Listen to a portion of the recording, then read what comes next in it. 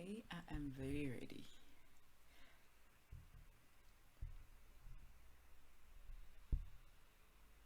Hello, hello, hello, hello. Sorry. How are you? How's everybody? How are you? How was the weekend? Are you reading? What are you reading? Let's see. Just okay, that is pinned.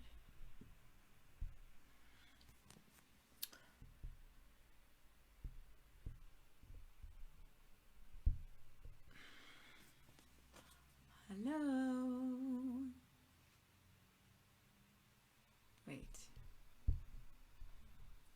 Hi everybody. Okay, I'm waving at everyone, but now my screen is going back from me to my wall. Hi, so today I'm reading from New Daughters of Africa. Hi everybody. This is wait, did I lose my page now? Okay, I didn't. I'm reading from page 351. I'm going to be reading from the New Daughters of Africa every Monday. So Mondays will be New Daughters of Africa, and Wednesdays will be from the Gerald Crack anthologies. Yeah. So I'm trying to get through this with you guys. But yes, today's reading is from Reneilwe Malatji. Her entry in this anthology is called My Perfect Husband. I'm going to read Reneilwe's bio first, and then I will start with the book, with the story. So this anthology is an international anthology of by women of African descent, and it is edited by Margaret Busby, and this was published by Jonathan Ball Publishers. So how's everybody? Are you guys reading? Did you start a new book this weekend, or what are you currently reading? You can comment on you can add your comment, and then I'll read the comments as I go along. But thank you for everyone who's joined me, and thank you for those who are returning. Hi. So Reneilwe Malatji was born in Mojaji village. She grew up at Turflop Township in Limpopo Province, South Africa. She completed her BA degree, postgraduate teaching diploma in education, and a senior degree in education at the University of Limpopo. She then served for 18 years in the Department of Education as a teacher, subject advisor, and subject specialist in Limpopo and Mpumalanga provinces. She completed a postgraduate diploma in journalism and an MA in creative writing at Rhodes University in 2010 and 2011 respectively, going on to study for a PhD in creative writing at the University of Western Cape. Her collection of short stories, Love Interrupted, 2013, published by Mojaji, won the I Do Snyder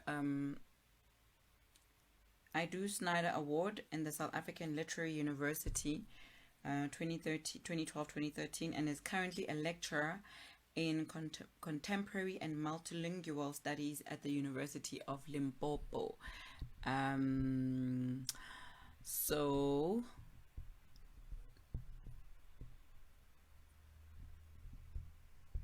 I actually just remembered, I saw her collection of short stories featured today on Mojaji Publishing. So it's called Love Interrupted.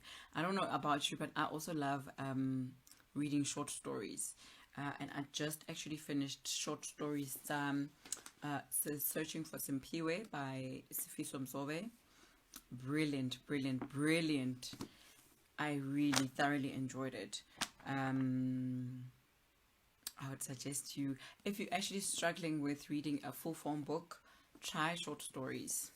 I don't know about you guys, but I love short stories. So this was my first time reading Swiss Msobe, and I think I will. Oh, Simule says, hi Simule, I've read Love Interrupted. Okay. How did you find it? It's something that I should be looking at because I love collecting short stories from different authors actually. So suggestions are welcome. Okay, I'm gonna start reading My Perfect Husband, and I will tell you at the end of the reading why I chose this particular story today. A man cheating on his wife in our community did not make headlines. Infidelity was as commonplace as taking a bath in the morning.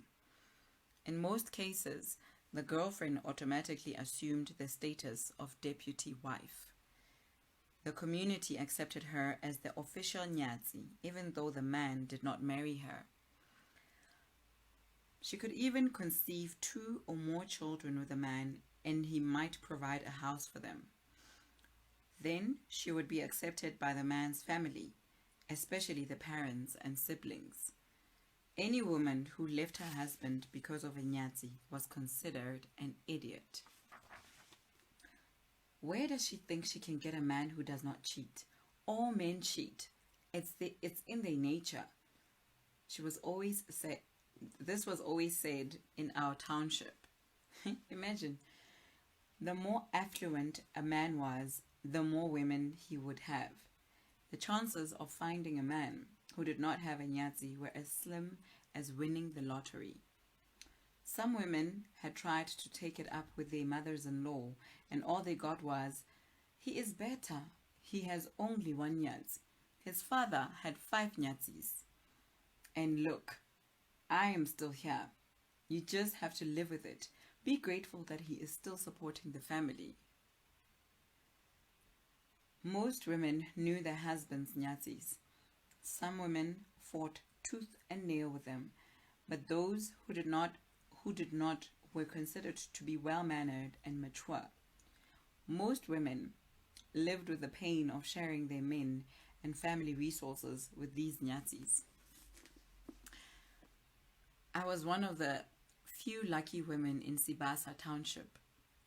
My husband, Mashudu, was a decent man. There were no official or unofficial Nyatsis. He was a devoted father and husband. He had never been unfaithful. Most women regarded him as the model husband. If they could, they would have traded in the adulterous spouses for him. You are the luckiest woman in the world. If all these men were like Mashudu, this world would be a better place, my female colleagues often commented when they saw him dropping me off at work. Mashudu was the kind of man that came home every day straight after work. He was also a sober-minded man who took neither alcohol nor cigarettes. If he was not at home, I always knew exactly where he was. We went everywhere together, the shops, church, funerals, and weddings. People called us the finger and nail couple. Up to now, I could not even drive because he took me everywhere I wanted to go. How sad is that?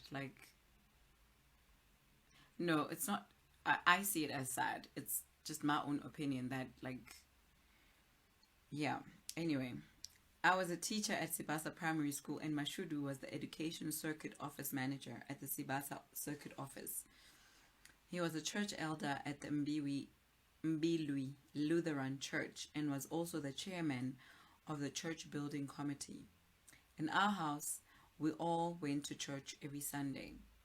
After church, he greeted everyone, offering the aged and disabled a lift home.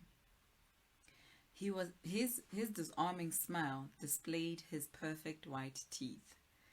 About a year ago, one showery Friday morning on our way to work, he told me he had been invited by the department to go to Pretoria that Sunday to attend an outcomes-based education workshop. The workshop was to commence on Monday morning and would continue until late on Friday. He told me that he planned to visit his uncle in Mapetla Township, Soweto, on the following Saturday and would be home a week later. Yeah.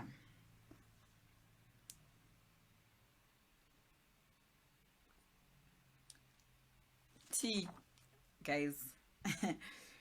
That Sunday, when he left for his trip, my two sons carried his bags and the provisions I prepared for him out to our car. As he drove away, I watched him through our mesh wire fence with a feeling of misgiving that I could not explain.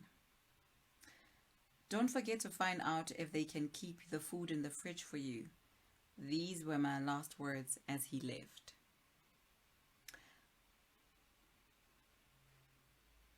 At Bantu Book Club says, yes, I get you. It's sad that she was so dependent on her husband, couldn't even drive. Oh, Kumbu says, it's so nice to hear landscapes that you know, Sibasa village or Sibasa and church. Oh, nice. Guys, Zintachu says, this guy sounds like my dad. Never a happy ending, unfortunately. Mm, mm, mm. Like the minute I read where she says, um, the minute I read where she says, I always know where my husband is, I was like, The not driving bit is cute at first until it infringes your freedom. Exactly. Like, I mean, it's all cute and well that you're being driven everywhere. Like, I also used to go through the same thing, even though I had a license, I could drive. We were using one car, but like when I wanted to use the car, I was able to use the car. I mean, I can't just sit and be driving Miss Daisy like the entire time. Anyway, hi everybody who just joined. Monday afternoon, I went to the choir practice at our church as usual. My heart almost skipped a beat when I saw Mashudu's twin brother, Ntakuseni. His tall figure with its large stomach blocked the door. All of a sudden, I could not sing. It felt like there was something stuck in my throat. For a while, I continued to hum the song. Then I recalled that Mashudu had not phoned the previous night to tell me that he had arrived safely. I was not worried about him because he was the kind of man that did not care for cell phones. Most of the time, he forgot his in the car. I stepped away from the inquisitive eyes of the choir and hurried to where Ntakuseni was standing. He looked gloomy. He took my hand and directed me to the car. I left without saying goodbye to the choir members. Ah, Kotsi Muhulu, I greeted him. Why are you here? Is there a problem? I said, expecting the worst. We shall talk at home. Mashudu is waiting for you there. My mother and father are also there, he said. What is wrong? Is everything okay? Is Mashudu okay? I asked. Mashudu is fine, but there is a problem. Don't worry, it's a solvable one, but only you can solve it. We will talk at home, said Ntakuseni. Hey, I feel like stopping right here so that you guys can get the book. Oh my goodness, guys. Kumbu says clown behavior. I'm so scared for her. I was also like, and the fact that this is a short story, I couldn't actually, like when I read it earlier, I was like, I'm not going to continue until I start reading for you guys. But then I was too curious. I was too curious because Bookaholic Queen says, don't leave us hanging. Yo. Guys. Okay, so they go home. The 5-minute drive felt like forever. I knew my brother-in-law well enough not to probe any further. I knew he was going to tell me what was going on up front. Phew.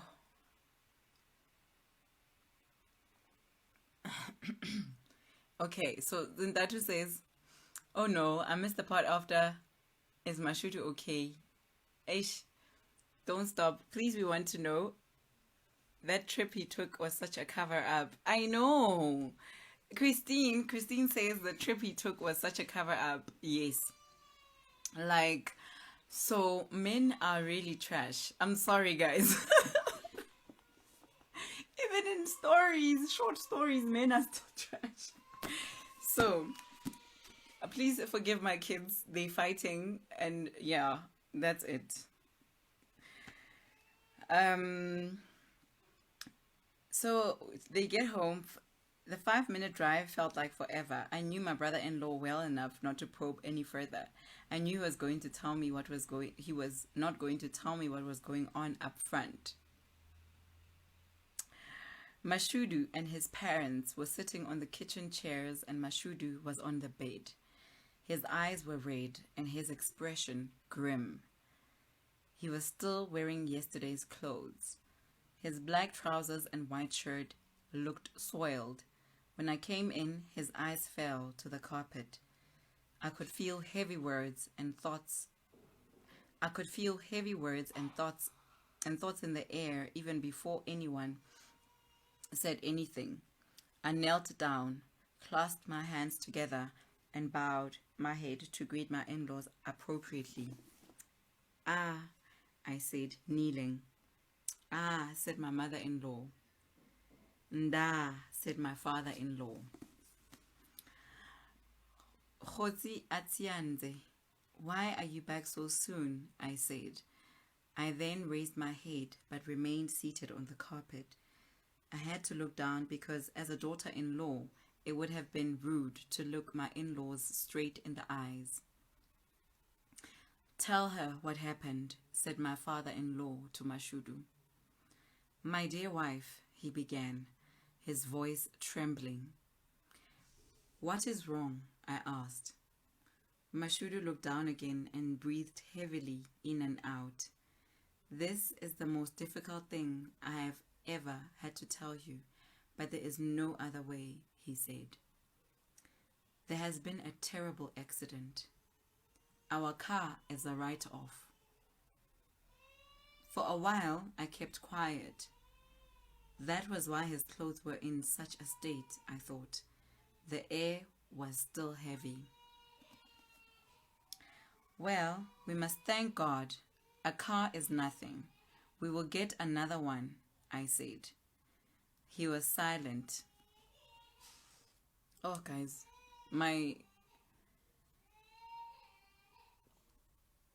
so distracting. I'm sorry. "There is more. Tell her," said my mother-in-law. "Someone else was in the car," said Mashudu. "She did not survive." "She?" I asked. "Yes. Mark Mulawuzi's wife, Matodzi," said my father-in-law. "The accident happened last night, just before the Kranskop toll gate. We were hit by a truck whose brakes had failed," said Mashudu. "I see," I said. I kept quiet and waited, hoping to get some answers. The major dilemma is that Mark and his family up till now have not been informed. Mashudu is the only person who has this information other than the Bela Bela police. Mashudu promised the police that he would inform the family in person, as we are all family friends. So he cannot go there alone to report this. It won't look good, said my father-in-law. I see, I said. It will look bad if they are told that it was just the two of them in the car. Mark might be suspicious or angry. You know how people are. They could interpret it negatively and Mashudu might be in trouble or, worse, they might even kill or bewitch him.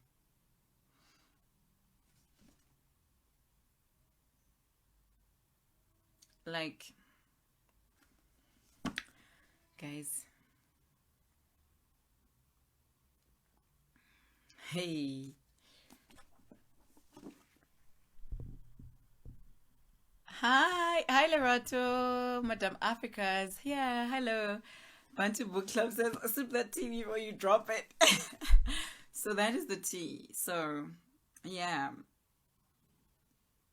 now they worried about their child being bewitched and killed. My dear sister, you know how the vendor people are, said Ntakuseni. I felt hot and cold at the same time, like someone who was having hot flushes. It was then that I understood what was going on. So we will all accompany him to the Mulauzi home. The story is that you were with them in the car. It's the only way we can get out of this whole thing, said my father-in-law, as if we had all been part of what had happened. The disturbing and sad part was that they were not even negotiating with me. I was simply given instructions on what I had to do. I need time to think about this, I said. That is it, guys. That was My Perfect Husband by Reneilwe Malatji. It is in New Daughters of Africa Anthology. Yeah. Like, they didn't even ask her. They didn't, like, they're already expecting her to go there with them and be okay. Like, she was there. She was in that car when the car was hit by the truck, you know. I don't know, guys. In-laws also are problematic. They really are problematic. The father-in-law giving Sal's story is fedile. Sal says bala ke so she just got here. That can't be that is the end, guys. Like, look, this is the end. A new story starts. Someone else's story starts. So Samule, please confirm if the story shows in her book. Otherwise I will have to check. Reneilwe Malatji. I know she does have this book, Love Interrupted, is published by Mujachi Publishing. So Kumbu says the in-laws are such enablers. Yeah, they are. Short stories are always such torture. I know, right? That's at lit_x_space. Yes. Simole says, I can DM you the last pages of the story from Love Interrupted. Hey, guys, get the book. This is what we call a cliffhanger. It is a cliffhanger. So there is, so Simule says, the last pages of the story from Love Interrupted. Okay, so the book is, this short story appears on Love Interrupted, the book that I told you about in the early stages of the video. So yes, it is the end of the reading, but that's how far it goes on this entry for New Daughters of Africa. But the end of the story is there on Love Interrupted by Mujachi Books. So it should be on mujachibooks.co.za, and the book should be available on their website. But yes, that is it, guys. And I don't know if, oh Lord, I don't want to go through the trouble of picking up my laptop, but just Google it, Love Interrupted by Reneilwe Malatji. And this was her entry into New Daughters of Africa. I could read the back of this book for you. New Daughters of Africa continues that mission. Oh, okay. So 25 years ago, Margaret Busby's groundbreaking anthology, Daughters of Africa, illuminated the silent, forgotten, underrated voices of Black women. Published to international acclaim, it was hailed as an extraordinary body of achievement, a vital document of lost history.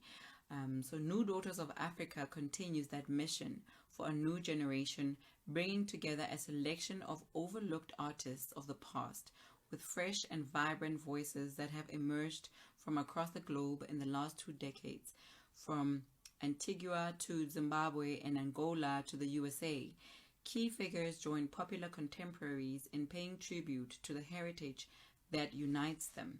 Each of the pieces in this remarkable collection demonstrates an uplifting sense of sisterhood, honors the strong links that endure from generation to generation, and addresses the common obstacles women writers of color face as they negotiate issues of race, gender, and class, and confront vital matters of independence, freedom, and oppression. Custom, tradition, friendships, sisterhood, romance, sexuality, intersectional feminism, the politics of gender, race, and identity, all and more are explored in this glorious collection of work from over 200 writers. New Daughters of Africa spans a wealth of genres: autobiography, memoir, oral history, letters, diaries, short stories, novels, poetry, drama, humor, politics, journalism, essays, and speeches, to demonstrate the diversity and remarkable literary achievements of Black women who remain underrepresented and whose works continue to be underrated in world culture today. So this has over 200 writers, but yeah, it features women across the diaspora. New Daughters of Africa illuminates the richness and cultural history of this original continent and its enduring influence, while reflecting our own lives and issues today. Bold and insightful, brilliant in its intimacy and universality, this essential volume honors the talents of African daughters and the inspiring legacy that connects them and all of us. So I will be reading from New Daughters of Africa every Monday at 5 o'clock. Christine says, I'm sold. This collection seems great. And Lit Space says, uplifting sisterhood, women writers of color. I'm sold. Yes.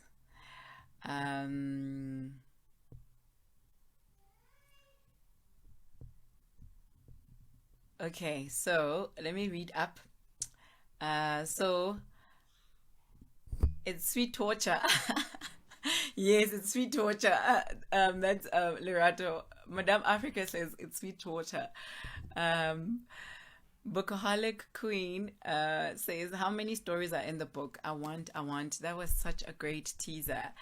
The book is great, guys. Get it. Okay, so Simule has read the book or she's busy reading it, unless if she's finished, because this is a lot. It's about 700 pages. 800, almost 800 pages. Yeah, 7, but yeah, the book is great. Zindatu says, hi Umpi, I feel like you're also enjoying this torturous cliffhanger. So Kumbu wants us to guess the ending, and she says, I think they will find out that the last child of the dead woman belongs to Mashudu, and now she has to raise the child. Yo, hey. Sal says, I'm being a little devil.